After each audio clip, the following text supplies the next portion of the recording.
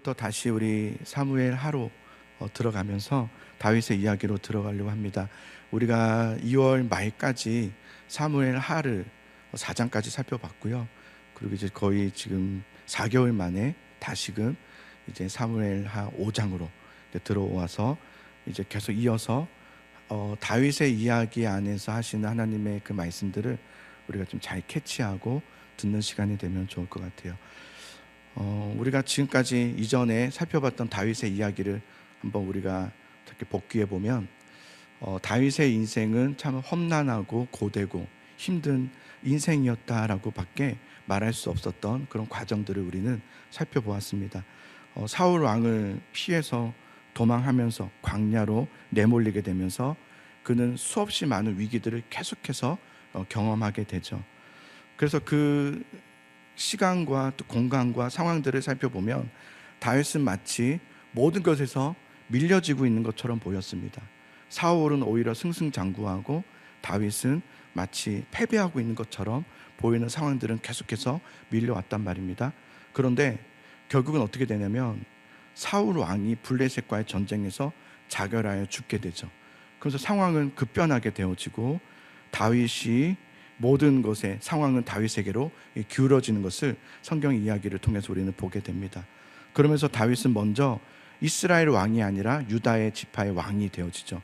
그래서 7년 6개월 동안 유다 지파의 왕으로서 지내게 되는데, 그냥 유다 지파의 왕으로만 지내고 있는 것이 아니라 하나님께서 이스라엘의 왕으로 세우기 전에 먼저 7년 6개월의 유다 지파의 시간을 주셨던 이유는, 사울은 이미 지금 죽었지만 그러나 사울을 따르는 세력들이 여전히 건재하게 많았습니다. 그래서 이스라엘에 남아있는 그 11지파와의 유다 지파와의 싸움이 일어나게 되죠. 그를 통해서 사울의 뿌리를 뽑는 겁니다.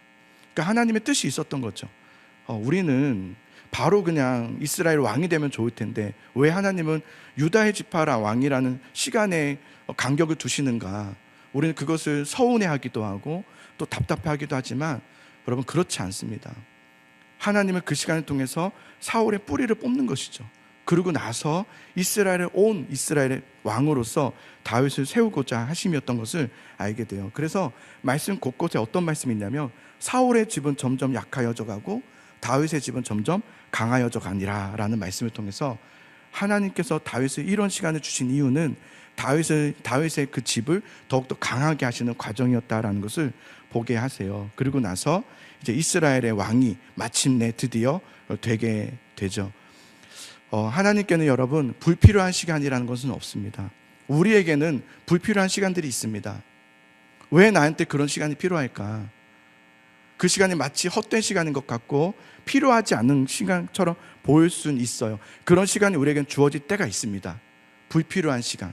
그러나 믿음의 사람은요, 그것조차도 불필요한 시간이 되지 않게 하는 능력이 있어야 합니다. 그것조차도. 저는 이것이 굉장히 큰 능력이라고 생각해요. 철학자 중에 마르크스 아우렐리우스라는 분이 있는데 이런 말을 했어요. 잘 들어보세요. 우리의 아침은 매번 익숙한 반복인 것처럼 보이지만 그 안에 실제는 결코 되풀이되지 않는다는 것이다.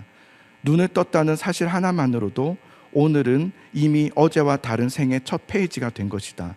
우리가 매일 마주하는 아침은 단순히 눈을 뜨는 행위가 아니라 새로운 세상이라는 무대에 다시금 초대받는 고귀한 사건이다. 그래서 이 글을 보면서 와, 놀랍다는 생각이 들었어요. 그래서 오늘이라는 그 하루를 소중하게 여기는 그 태도, 서두르지 않는 것, 지금의 이 순간을 그냥 온전히 몸으로 느끼는 것, 힘들 수도 있고 어려울 수도 있고 좋을 수도 있지만 그 모든 것을 그냥 느끼는 거예요. 그래서 의미 있는 것임을 인식하는 것만으로도 그 하루의 결이 달라진다는 거죠. 그 하루의 결이 달라진다. 오늘이 나에게 다시 주어졌다는 사실 앞에, 그렇죠? 오늘을 소중히 여기지 않는 마음, 소홀히 여기지 않는 마음, 그것을 조용히 인식하면서 반복되어 보이는 그 삶의 깊이를 부여하는 것. 오늘도 내 삶은 참 깊이가 있는 것으로 부여하는, 저는 이것이 참 능력이다라는 생각이 들어요. 우리 인생에는 여러분, 불필요해 보이는 일들이 있습니다. 불필요해 보이는 과정들이 있단 말이에요. 그렇지만 그것을 불필요함이 되지 않게 하는 능력이 필요해요. 불필요함이 되지 않도록 하는 능력. 하나님께는 모든 시간과 모든 공간에는, 모든 사건에는 불필요함이 없으십니다. 하나님께는 사울을 피해서 경험해야 됐던 그 광야 생활, 불필요한 시간이 아니었습니다. 불필요한 시간이 될 수도 있었겠죠. 그러나 불필요한 시간이 되지 않겠죠. 그리고 7년 6개월이라는 유다의 지파의 왕이라는 그 시간, 그리고 유다 지파와 7년 6개월 동안의 이스라엘과의 전쟁의 그 시간들, 어떻게 보면 불필요해 보일 수 있지만, 어떻게 보면 억울하고 헛된 시간인 것처럼 보일 수 있지만, 다윗은 그것을 그렇게 보내지 않고 오히려 하나님의 시간으로, 이것은 필요했던 하나님의 시간으로 여기면서 그는 그 시간을 잘 통과해 간다는 것을 우리에게 보여주고 있어요. 그래서 여러분, 다윗에게 주어졌던 그 위기의 시간들은 오히려 다윗을 성장하게 하고 변화시키게 했던 하나님의 시간이었다라는 것을 성경을 통해서 우리는 알게 되죠. 여러분, 위기라는 것은 나쁜 것만은 아니에요. 고난은, 힘듦은 헛된 것만은 아니에요. 오히려 그것은 다른 선택지가 없게 하는 촉매제 역할이 되기도 해요. 그래서 우리가 사실은 여러분, 모든 것이 너무 순조로울 땐 어때요? 선택하려고 해요. 우리가 선택하려고 해요. 그러나 위기 가운데 내몰리게 되면 어떻게 됩니까? 선택 이야기가 아니라 생존의 이야기가 돼버리죠. 하나님을 붙잡을 수밖에 없게 돼요. 그죠? 낭떠러지 끝에 서 봐야 자기가 지금까지 쓰지 않았던 근육을 쓰면서 하나님을 붙잡게 돼요. 그래서 위기라는 것은, 고난이라는 것은 우리에겐 어쩌면 우리를 더 하나님의 사람으로서 성장하게 하고 변화하게 하는 아주 좋은 과정이다라는 것을 우리가 생각해 볼 필요가 있는 거죠. 그래서 저는 지금까지 사실은 성장하는 것, 성숙하게 되는 것, 변화된다는 것을 업그레이드라고 생각했었거든요. 내가 더 나아져야 되는 것, 내가 좀 더 올라가야 되는 것, 이것이 성장과 변화가 아닐까라고 생각했는데, 말씀을 준비하면서 정말 하나님께서 우리에게 주시는 성장과 변화라는 것은 단순한 한 단계의 업그레이드가 아니라 나의 잘못된 습성들, 옛 자아들, 내 습관들 있죠. 내 죄된 습관들, 습성들, 그것들을 파괴하는 고통스러운 탈바꿈, 그것이 성장이고 그것이 변화이더라고요. 내가 무너지는 것, 내 옛 자아가, 내 경험들이 허물어지는 그 시점으로부터 내 안에서 하나님의 새 삶의 역사가 시작된다는 것을 알게 되었어요. 여러분, 위기는, 어려움은 내 안에서 하나님께서 새 역사를 시작하게 하시는 신호와 같은 것이에요. 그래서 위기와 어려움을 잘 우리가 통과해 갈 수 있었으면 좋겠어요. 자, 다윗은 그 모든 여정들을 통과한 후에 이스라엘의 왕이 돼요. 다윗을 보니까 처음 이제 사무엘에게 기름을 그 왕으로서의 이제 기름을 부음 받고 나서 이제 그가 정말 왕이 되기까지는 20년이라는 시간이 지나게 돼요. 꽤 오랜 시간이 지나게 되죠. 20년 만에 하나님의 약속이 이루어지는 것이죠. 그러나 우리는 이것을 되게 오래 걸렸다라고 보기보다 이렇게 보면 더 좋을 것 같아요. 하나님은 반드시 약속을 지키시는 분이시다라는 거예요. 하나님은 반드시 약속을 지키시는 분이시다. 하나님은 결코 늦지 않으신다. 하나님은 또한 과속하지도 않으신다. 하나님은 정확한 규정 속도에 맞추어서 목적지를 향해서 우리를 인도해 가시며 하나님의 뜻은 반드시 이루어진다 라는 것을 보여주는 것이죠. 하나님은 여러분 신실하십니다. 아멘이십니까? 하나님은 신실하세요. 사람은 신실합니까? 아닙니다. 신실하다는 것은 믿음에 대한 이야기입니다. 사람은요, 믿음의 대상이 아니죠. 사람은 그 목에 힘줄을 막 내면서까지 막 약속을 하잖아요. 내가 반드시 그렇게 하겠다고 하지만, 그렇지만 상황이 되지 않으면 못해요. 상황이 되지 않으면 그 말은 쏙 들어가죠. 지금 말고 나중에 라고 이렇게 지키지 못한단 말이에요. 인간은 그래요. 인간은 신실한 존재가 아니에요. 믿을 만한 존재가 아니에요. 사람은 우리가 섬겨야 될 대상이죠. 우리가 믿고 의지해야 될 대상, 유일한 대상은 오직 하나님밖에 없다는 것을 믿으시기 바랍니다. 우리가 의지할 수 있는 대상은 하나님밖에 없어요. 하나님은 말하신 것을 반드시 지키시는 분이세요. 어떤 환경과 상황에 따라 움직이지 않으세요.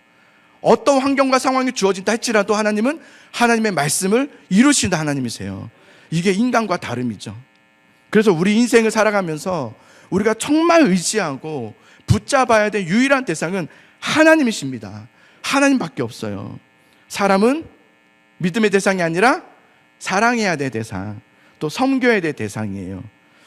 우리 여러분 여기 이제 교회를 오랫동안 다니시는데 믿음 생활하면서 제일 힘든 게 뭡니까? 라고 물으면 뭐라고 말하는지 아세요? 다 사람이라고 얘기해요. 그죠? 사람 때문에 힘들어요. 하나님 때문에 힘든 적은 없어요. 다 사람이 문제예요. 다 사람이 문제고 사람 때문에 힘들고 믿음 생활에 거침이 되는 것, 걸림이 되는 것은 다 사람 때문이에요. 우리가 믿음 생활하다 힘든 건 다 사람 때문이에요. 아니 교회라는 곳은 하나님 믿는 사람들이 모이는 곳 아닙니까? 그럼 뭔가 달라야 될 텐데 하나님 믿는다고 막 찬양도 하고 막 기도도 하고 막 부르짖고 기도하는데 끝나보세요. 예배 끝나고 또 만나보세요. 실망해요. 어떻게 저럴 수가 있지? 예배는 막 은혜롭게 막 이렇게 너무 은혜로운 표정과 막 이거 하다가도 나가면 또 막 인상 찌푸리면서 막 누가 이거 이렇게 했어? 그런 거 하나하나 보면 너무 이렇게 상처를 받게 돼요. 우리 인간은요, 맞아요. 다 부족해요. 다 연약해요. 다 문제가 없는 사람이 없어요. 사람은 다 문제투성이다 보니까 아무리 하나님 믿는 사람이라 할지라도 그런 인간의 연약함과 부족함, 사람들이 모여있다 보니까 교회가 문제가 많아요. 그래서 문제 없는 교회는 없다 이러면서 이제 난 교회 안 다니겠다 이런 사람도 생겨요. 저 교회는 저래서 문제고 이 교회는 이래서 문제고 요 교회는 요래서 문제고 뭐 다 문제가 많아요. 맞아요. 저도 그렇고 여기 계신 분들도 그렇고 문제 없는 사람 없습니다. 다 연약합니다. 다 부족하고요. 다 뭔가가 아쉬움이 있어요. 그죠? 어떤 부분이 좋으면 어떤 부분이 좀 안 되고 이런 부분이 좀 안 좋으면 이 부분이 또 좋고 사람마다 다 각자예요. 달라요. 똑같지가 않아요. 그러니까 어떻게 해야 돼요? 나는 이제 교회 생활 열심히 안 할 거야. 어차피 교회 생활 열심히 해봤자 사람과 또 부딪히고 나만 시험 들어서 안 돼. 난 그러지 않을 거야. 나는 그냥 적절하게 거리를 두면서 나는 믿음 생활하는 게 좋아. 그것도 하나의 방법일 수 있겠죠. 그런 시간도 사실은 필요합니다. 길면 안 돼요. 그게 길어지면 안 돼요. 짧게 하시고 돌아오셔야 돼요. 교회라는 건 어떤 곳입니까? 예, 맞아요. 교회는 부족함이 많고요. 교회가 부족한 이유는 사람 때문이죠. 사람이 부족해서 그렇고 목회자도 부족하고요. 다 부족하거든요. 그렇지만 그것으로 끝나면 안 돼요. 이야기가 그냥 다 부족해, 다 어쩔 수 없어라고 이야기가 끝나면 안 되고요. 교회라는 곳은 부족한 사람들이 모였으니까 부족할 수밖에 없어가 아니라 각자의 부족함과 연약함들이 채워지는 곳이 교회예요. 교회란 그런 곳이에요. 이것은 그래서 우리 모두가 해야 될 일이에요. 누군가의 연약함과 부족함이 보이면 내가 그것을 대신 채워주는 거예요. 내가 채워주는 거예요. 그래서 그가 연약함과 부족함을 나로 인해서 체험받게 하는 것, 그게 교회고요. 우리 또한 마찬가지예요. 우리도 연약함과 부족함이 있는데 내 연약함 부족함 때문에 나는 아무것도 할 수 없어. 근데 누군가가 그걸 채워주는 거죠. 누군가가 쓱 와서 그 연약함과 부족함을 채워줄 때 그것을 경험하게 되는 곳이 바로 교회더라고요. 교회는 그런 곳이더라고요. 그래서 세상과 다르더라고요. 세상도 연약하고 교회도 연약하지만 다름은 거기서 있는 거더라고요. 서로 사랑으로 보듬어주고 이해해주고 채워줌으로 각자의 연약함과 부족함이 채워짐을 경험하게 되는 것. 그게 교회였구나. 그래서 이것을 하기 위해서는 우리에게 무엇이 필요하냐면 절제가 필요해요. 우리의 말의 절제, 행동의 절제, 생각의 절제가 필요해요. 한 번 더 생각해 봐야 돼요. 한 번 더 내가 이 말하면 어떨까? 내 생각이 맞을까? 이것을 하나님 앞에서 계속해서 점검해 봐야 돼요. 이게 절제죠. 내가 하고자 하는 것을 하지 않는 것, 때로 하나님 뜻이 아니라면 하지 않는 것, 그게 절제더라고요. 그것은 곧 하나님을 많이 먼저 생각하는 걸 말하죠. 하나님을 생각하고 하나님을 바라보고 하나님을 묵상하는 거. 여러분, 우리 자꾸 사람을 생각하잖아요. 그러면 스트레스 받아요. 어떤 상황을 자꾸 생각하고 묵상하잖아요. 잠 옵니까? 잠 못 잡니다. 밤새 오늘 잠 못 자무신 분 있죠. 여기서 주무시는 거예요. 이제 잠을 못 자가지고. 왜 스트레스를 너무 막 사람 생각하는 그 사람 어떻게 나한테 그럴 수 있냐고 막. 왜 그 사람은 난 이거 생각하니까 잠을 못 자니까 여기서 이제는 하고 자는 건 잘하셨어요. 여러분, 우리는 사람을 생각하면 잠 못 이루는데요. 한번 생각을 바꿔보는 거예요. 무엇으로? 하나님을 생각해 보는 거예요. 하나님은 어떻게 말씀하실까? 하나님은 나에게 뭐라고 말씀하고 계실까? 하나님을 자꾸 생각하는 훈련을 해야 되더라고요. 드디어 이제 마침내 이스라엘의 왕이 다윗이 돼요. 자, 다윗이 이제 왕이 되자마자 바로 이제 어떤 일이 일어난지를 보십시다. 17절 말씀을, 18절 말씀을 같이 볼게요. 17절, 18절. 우리 같이 한 목소리로 읽어봅시다. 시작. 이스라엘이 다윗에게 기름을 부어 이스라엘 왕으로 삼았다 함을 블레셋 사람들이 듣고 블레셋 사람들이 다윗을 찾으러 올라오매 다윗이 듣고 요새로 나가니라. 블레셋 사람들이 이미 이르러 르바임 골짜기에 가득한지라. 아멘. 자, 다윗이 이스라엘 왕이 되었어요. 너무 기쁜 일이에요. 와, 드디어 하나님께서 다윗을 이스라엘 왕이 되게 하셨어요. 사울, 믿음이 없었던 사울을 하나님께서 이제 내려오게 하시고 다윗을 왕으로 세운 이 기쁜 소식. 그런데 여러분, 기쁜 소식을 다 기뻐하지 않습니다. 기쁜 소식을 싫어하는 사람들이 있어요. 바로 원수들이죠. 원수들은 기쁜 소식을 싫어합니다. 블레셋이죠. 블레셋은 다윗이 이스라엘 왕이 됐다는 소식을 듣고 기뻐하지 않습니다. 그리고 르바임에 진을 치고 전쟁을 준비하기 시작하죠. 우리 인생은 그런 것 같아요. 우리 인생은 뜻대로 되지 않아요. 우리는 기쁜 일이 있으면 이제 그다음부터 또 그다음 기쁜 일이 연속될 것 같지만 그렇지 않아요. 우리를 싫어하는 사람들이 있어요. 싫어하는 원수들이 있단 말이에요. 우리의 기쁨을 좋아하지 않는 무리들이 있어요. 우리는 좋은 일만 일어나면 좋을 것 같은데 그렇지 않고 또 어려움들이 찾아와요. 마귀의 공격은 언제나 있어요. 언제나. 우리가 여러분 믿음으로 가려고 하잖아요. 정말 하나님 뜻대로 주님의 뜻의 말씀에 따라서 가면 누가 방해하는지 아십니까? 마귀가 방해해요. 우리가 믿음으로 살면 마귀가 방해해요. 만약에 믿음으로 가려고 하지 않아요. 난 믿음으로 살지 않을 거야. 그러면 마귀는 공격할 이유가 없어요. 내버려두면 돼요. 이미 잘하고 있어요. 그래, 넌 너 마음대로 해. 그래, 네 뜻대로 해. 그 원인 제공이 얘기하면서 계속 그건 묵상하면서 그렇게 가. 하나님과 멀어지는 길로 가. 공격할 이유가 없어요. 그러나 믿음으로 가려고 하고, 그래요 하나님, 내가 이제 믿음으로 가겠습니다. 내가 믿음으로 살겠습니다. 내가 말씀을 따라가겠습니다. 그러면 그때부터는 마귀가 공격하기 시작해요. 우리는 여러분 항상 영적 전쟁 가운데 있다는 것을 믿으시기 바랍니다. 항상 영적 전쟁 가운데 있단 말이에요. 그들이 다윗을 찾으러 올라오며 그랬어요. 다윗 한 명 죽이면 되는 거예요. 다윗만 잡자. 이들의 목적은 다윗이에요. 왕이 된 저 다윗. 저 다윗만 죽이면 돼. 저는 목사가 되고 부목사도 해보고 이제 담임을 해보니까 너무 힘들어요. 마귀가 가만두질 않아요. 그 공격이 얼마나 강한지 수시로 들어와요. 수시로 넘어뜨리려고 하고 수시로 흔들고, 그냥 힘들게 하는 게 아니라 그냥 마음을 도려내는 것 같아요. 상처가 그냥 비는 정도가 아니라, 옛날에 부목사 때는 비는 정도였거든요. 아, 아프다. 도려내요. 왜냐면 마귀는 하나예요. 저만 넘어뜨리면 되거든요. 야, 원유서만 넘어뜨리면 돼.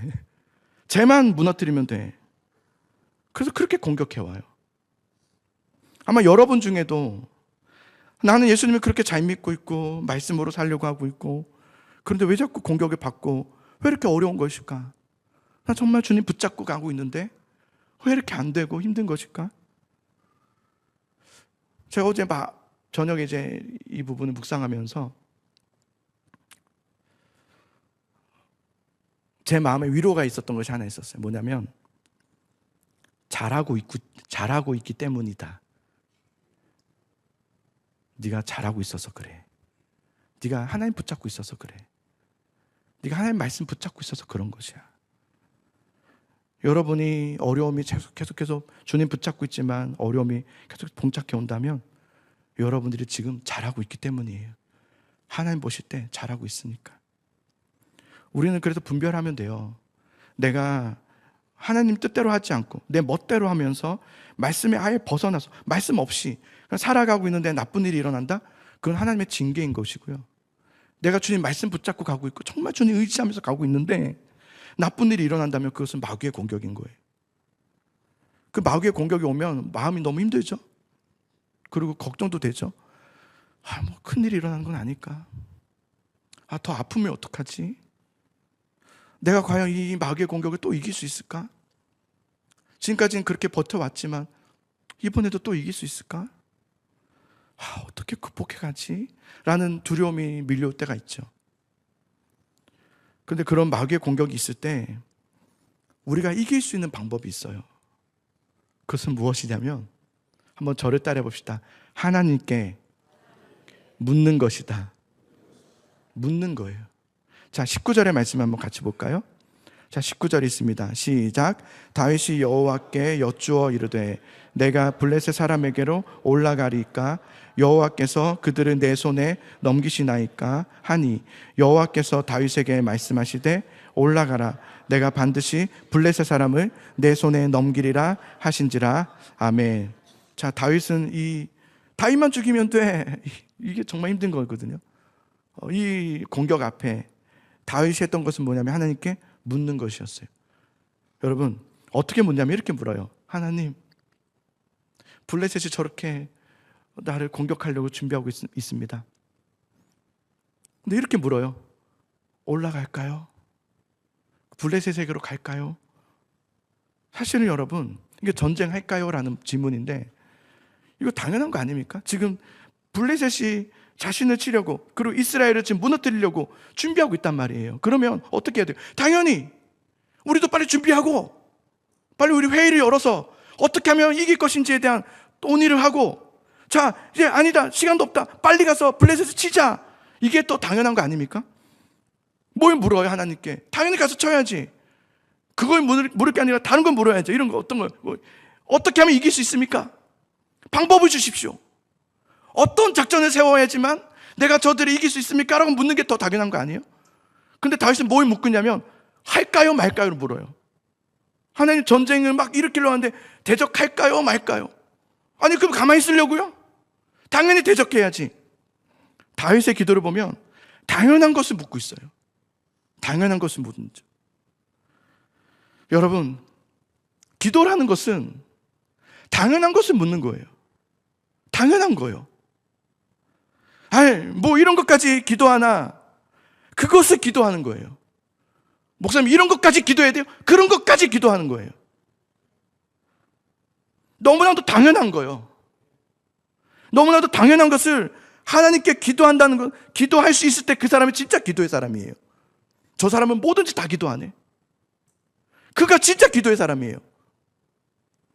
어떤 사람은요, 사소하고 당연한 것은 기도하지 않으려고 해요. 뭐 그런 것까지 기도해서 하나님 귀찮게 하냐요. 하나님 귀찮게 할 수 없대요. 그런 것까지는 내가 하고, 당연한 건 내가 다 하고, 정말 중요한 것만 내가 기도해야 되겠다 라고 생각하더라고요. 근데 성경은 우리에게 그렇게 말하지 않아요. 성경은 우리에게 모든 것을 하나님께 맡기라 그래요. 모든 것을 구하라고 그랬어요. 우리가 할 수 없었어요? 아니요, 우리 할 수 있어요. 기도하지 않아도 할 수 있고요. 하나님이 돕지 않으셔도 할 수 있어요. 오늘 내가 뭐 먹을지, 오늘 점심에 뭐 먹을까? 아마 오늘 다 계획하셨죠? 다 내가 결정하는 거예요. 할 수 있어요. 오늘 내가 뭐 입을까? 오늘 넥타이는 뭐 할까? 오늘 구두는 어떤 구두를 신을까? 내가 결정할 수 있어요. 내 앞으로 인생은 내가 어떻게 살까? 이것 또한 자기 인생 또한 자기가 결정할 수 있단 말이에요. 그러나 하나님께서는 우리에게 그 모든 것을 맡기라고 하는 것은 너는 아무것도 할 수 없으니까 어떤 무능함 때문에 얘기하는 것이 아니라 그 모든 것의 주인은 네가 아니라 나이기 때문이라는 거예요. 내가 주인이야. 네가 할 수 있지만 내가 주인이란 말이야. 나는 당연한 것을 묻고 있나? 저도 그래서 생각해 봤어요. 저도 주일 예배에 말씀을 설교를 해서 기도할 때 어떤 설교를 할까요? 이런 기도는 안 해봤어요. 하나님, 오늘 설교할까요, 말까요? 만약 제가 오늘 아침에 하나님께 하지 마라. 그럼 오늘 주보에 죄송합니다. 오늘은 하지 말라고 해서 안 합니다. 그럴 수는 없으니까 그런 기도 안 했단 말이에요, 저도. 그냥 당연히 하나님 좋은 설교하게 해주시고, 성도들이 좀 은혜 받게 해주시고, 이런 기도를 하겠죠. 근데 한번 그렇게 기도해 봤어요. 올라갈까요? 말까요?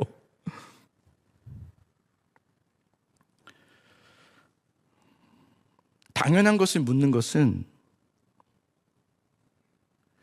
이 모든 것까지도 그 주인은 하나님이시기 때문이었어요. 하나님이 모든 것의 주인이시니까. 하나님, 올라갈까요? 내려갈까요? 그래서 하나님께서 말씀하세요. 올라가라. 그러면서 내가 반드시라는 용어로 쓰면서 반드시 블레셋 사람은 네 손에 넘기리라 그래요. 이게 우리는 들을 때 나도 이렇게 응답 주셨으면 좋겠다 이렇게 생각하실 거야 아마. 나도 올라갈 거야 그러면 올라가라 해서 내가 반드시 그것을 성공하게 하리라, 대박치게 하리라, 이런 응답을 생각할 텐데요. 사실은 이 응답은 그런 의미가 아니에요. 단지 너 올라가면 전쟁에서 이기게 하겠다 그 말도 맞지만 그 안에 깊은 의미, 하나님의 그 마음을 우리는 헤아려 봐야죠. 하나님의 그 깊은 의미는 뭐냐, 이거예요. 이제 그렇다, 다윗아, 이 전쟁의 주도권과 통치권은 이제 나에게 있게 되었다 라는 것을 확정 짓는 거예요. 땅땅땅, 그 말씀이죠. 그러니까 여러분, 성도의 기도의 성공은요, 응답이 아니에요. 내가 기도했는데 응답 받았다, 응답 받지 않았다가 중요한 것이 아니라 내가 그 기도를 통해서 우리가 목적지를 달성해야 되는 그 목적지는 내 모든 그 문제와 그 인생의 모든 주도권과 통치권이 이제는 하나님께 있게 되었다로 꼭까지 가는 것이 기도의 성공인 줄 믿으시기 바랍니다. 그게 기도의 응답이에요. 다윗은 기도를 통해서 뭐 하고 있냐면 자신의 그 상황을 하나님의 통치권으로 밀어넣고 있는 거예요. 하나님, 이렇게 나는 하나님밖에 없습니다. 다윗 잘합니다. 전쟁 다윗 꽤 잘합니다. 또한 블레셋은 다윗이 너무 잘합니다. 광야 생활이 있을 때 블레셋으로 1년 4개월이 있었거든요. 왕과 친합니다. 그들의 전략을 너무 잘합니다. 전쟁할 때 그걸 다 알 거예요. 그러나 다윗은 그렇게 하지 않습니다. 모든 것을 하나님의 손에 맡겨드리죠. 하나님께서 응답하시는 거예요. 그 모든 것은 이제 나의 것이 되었다 라고 응답하신 거예요. 그러면 그 다음부터는 다윗이 해야 될 건 뭡니까? 그냥 하나님의 뒤만 따라가면 되는 거예요. 다른 거 없어요. 하나님이 앞서가시니 나는 그 뒤만 따라가면 되는 것이죠. 자, 20절의 말씀을 읽어봅시다. 20절의 말씀 있습니다. 시작. 다윗이 부알브라심에 이르러 거기서 그들을 치고 다윗이 말하되 여호와께서 물을 흩음같이 내 앞에서 내 대적을 흩으셨다 하므로 그곳 이름을 바알브라심이라 부르니라. 여기 보니까 하나님께서 이제 앞서가시고 다윗은 따라가요. 하나님께서 가란 대로만 가는 거예요. 그러자 하나님께서 홍해 바다를 흩으시는 것처럼 마치 원수 블레셋을 흩트러 버리시고 깨뜨리시고 마치 거대한 전차 부대가 앞을 막 돌진하면 뒤에 이제 보병들이 야 하면서 따라가면 되는 거예요. 하나님은 다윗 앞서 가시고 다윗은 그 뒤를 따라가기만 하면 이제 되는 거였어요. 그렇게 다윗은 블레셋과 전쟁에서 승리를 거둔단 말이에요. 자, 그런데 여러분, 원수는 포기하지 않아요.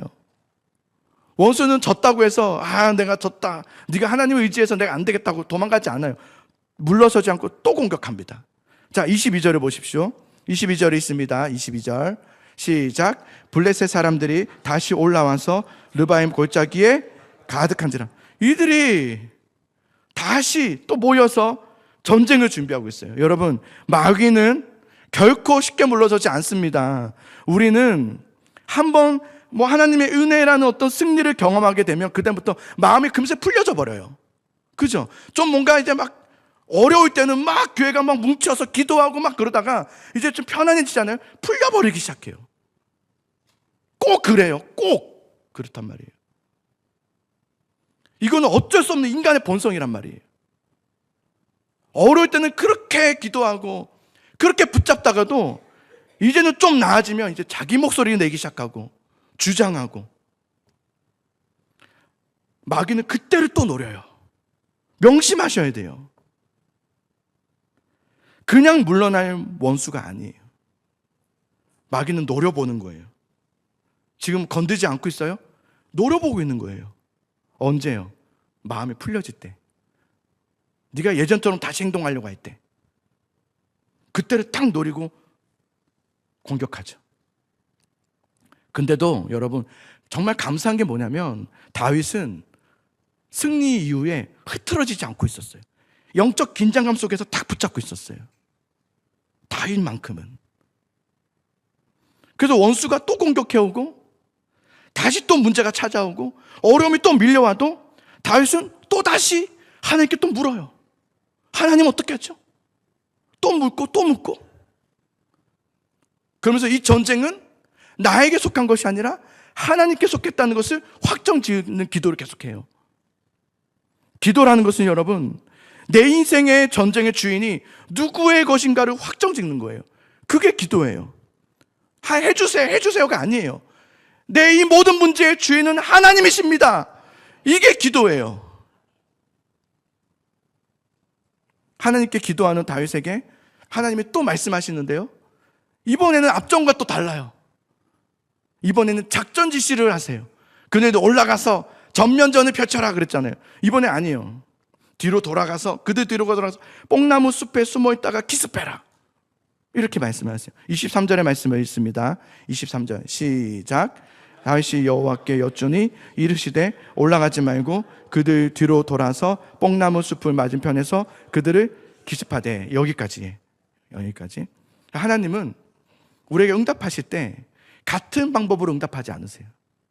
어떨 때는요, 올라가라 라고 하죠. 어떨 때는 올라가지 마라 라고 하시는 거예요. 어떨 때는 가서 뭐 이렇게 전면전을 펼쳐라, 어떨 때는 기습해라. 여러분, 하나님의 기도의 응답은 매뉴얼이 아니에요. 한 번 내가 그렇게 했으니까 이번에도 그렇게 하면 되지? 아닙니다. 그 전에 내가 기도했을 때 이렇게 돼서 잘 됐어, 이번에도 그래야지? 아닙니다. 목회자도 똑같아요.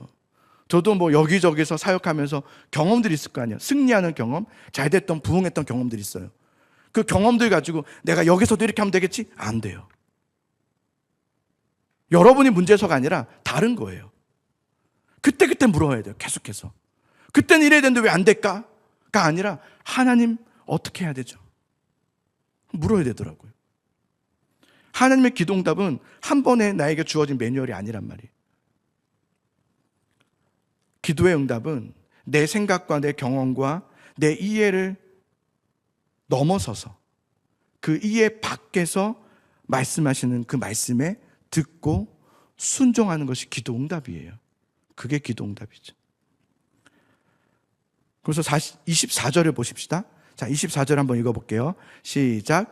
뽕나무 꼭대기에서 걸음 걷는 소리가 들리거든 곧 공격하라. 그때 여호와가 너보다 앞서 나아가서 블레셋 군대를 치리라 하신지라. 아멘. 그러면서 이제 묻잖아요.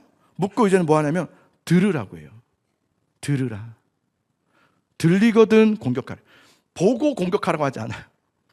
듣고 한다는 것은 되게 불안한 함 아닙니까? 그죠? 혹시 내가 잘못 들은 거 아닐까? 막 숯불에 막 움직이는 소리가 들리니까 하고 이제 막 나가는데 아니었어. 그럼 이제 들통나는 거잖아요. 기습은 취소되는 거잖아요.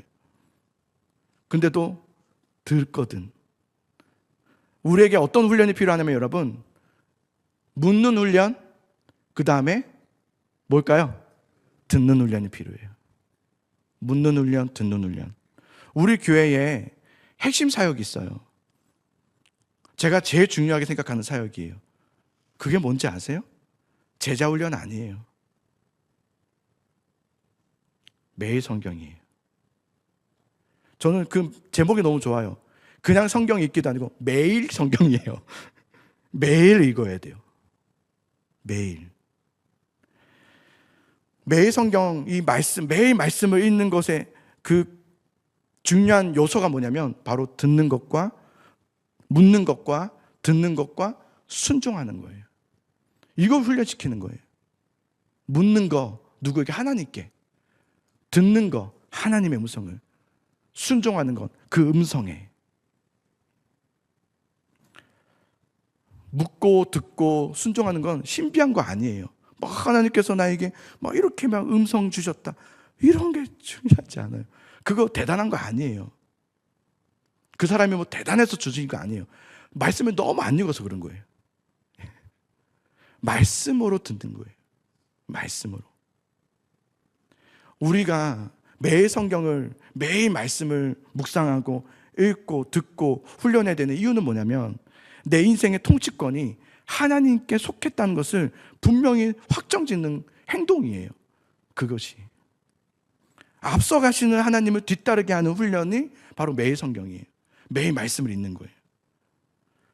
여러분, 말씀이 나를 다스리게 하고 말씀이 나를 통치하게 해야지, 사람이 그렇게 한다거나 여러분의 경험이 그렇게 돼버리면 안 됩니다. 용한 사람 찾아가지 마세요. 사울 왕이 용하다고 알려졌던 신접한 여인 찾아갔다가 망했습니다. 찾아가지 마세요. 말씀으로 나오셔야 돼요. 저는 우리 성도들이 하나님께 묻고 듣고 순종하는 이 훈련을 통해서 그 삶들이 하나님께서 통치하시고 다스리시는 정말 복된 삶이 되기를 저는 소망합니다. 저는 그건 너무너무 소망해요. 이로써 다윗은 그 두 번째 전쟁까지도 승리를 거두게 되죠. 사랑하는 성도 여러분, 하나님은 우리보다 앞서가시는 하나님이세요. 앞서가시기만 한 것이 아니라 앞서서 뭐 하시는 거예요? 대적들을 치시는 거예요. 앞서가셔서 치셔요. 우리는 뭐 하면 되는 거예요? 하나님을 뒤따르기만 하면 되는 거예요. 우리는 묻고 듣고 순종하면서 하나님만 따라가는 믿음의 사람이 될 수 있기를 간절히 소망합니다. 우리가 물어야 되는 이유, 들어야 되는 이유, 순종해야 되는 이유는 하나님께서는 이미 여러분보다 앞서 가셨기 때문이고요, 이미 앞서서 이미 치셨기 때문이에요. 원수들을 다 치셨기 때문에 우리는 그래서 묻고 듣고 순종할 수 있는 것이에요. 그리고 묻고 듣고 순종하는 것은 그래서 우리에겐 복이에요. 복이죠. 이 복을 누릴 수 있는 믿음의 성도들 될 수 있기를 간절히 소망합니다.